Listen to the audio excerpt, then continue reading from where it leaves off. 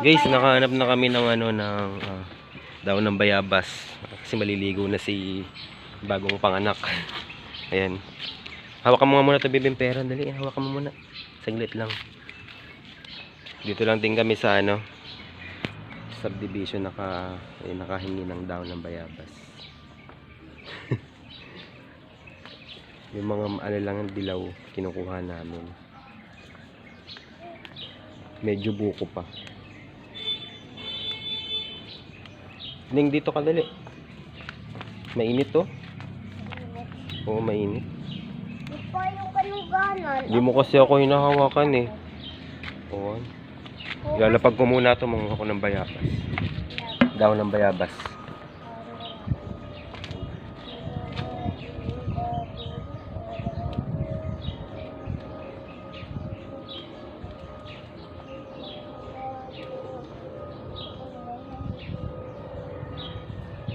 Marami kaya kailangan.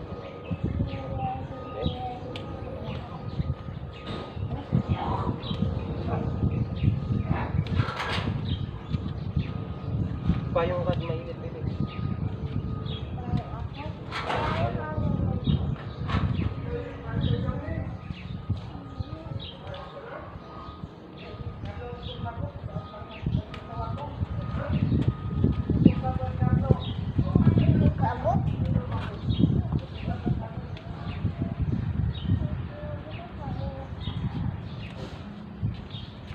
Ito mo na yung lagay sa ano ko.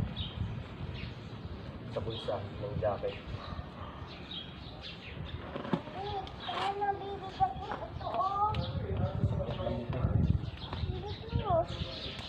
Saka muna at baka malaglag ka sa kanan. Hawakan mo muna yan. Ay, hindi kita sasama.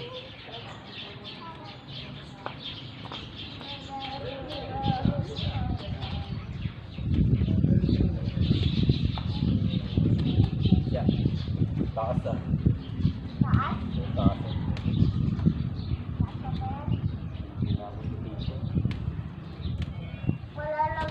Malalaglag ka dyan.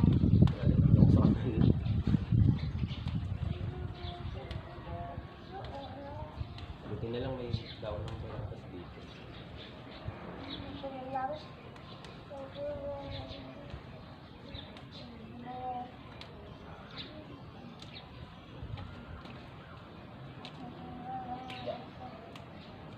Tama na kaya ito? Kapungan natin. Daon ng bayabas. Hindi pa. Tagal mo. Kailangan kasi ni mami ng marami kasi maliligo siya na. Malamak si mami niya. Kailangan ng daon ng bayabas. Asa si mami? Sa pakay lang. Basay?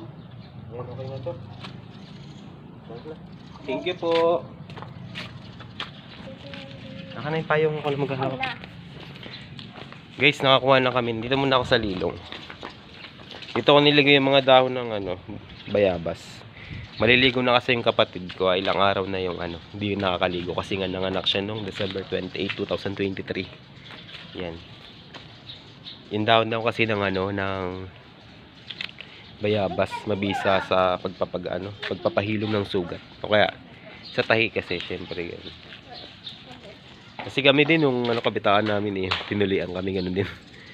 Yun din ang pinangano sa amin para mabilis maghilom yung sugat. Yun.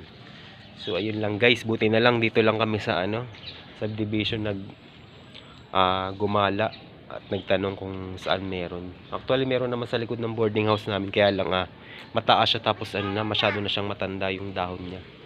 Yung ibig ko sabihin ay yung matanda, ibig sabihin yung parang siyang ano, matigas na yung dahon. Ayan, kasama ko yung si batang maliit. Ayan po. Nakit na nga niya ako, uwi na daw kami. Eh, malapit lang din naman kami doon sa may kotse na yun, sa may tapat nung doon lang din kami nagbo-boarding. Medyo ano medyo maano ang ating boss gawa nga nung New Year na anak. Panay ang kain natin ng malamig, inom na soft drinks yan, kaya medyo maano ang lalamunan ko. So ayun lang guys, thank you for watching at saka huwag niyo pong kalimutan panoorin at tapusin yung mga ads na dumadaan sa ating video yan. Malaking tulong po yun para sa amin. Eh, yun lang. Goodbye. Have a nice day, everyone. Bye-bye. Bye-bye. Bye-bye, guys.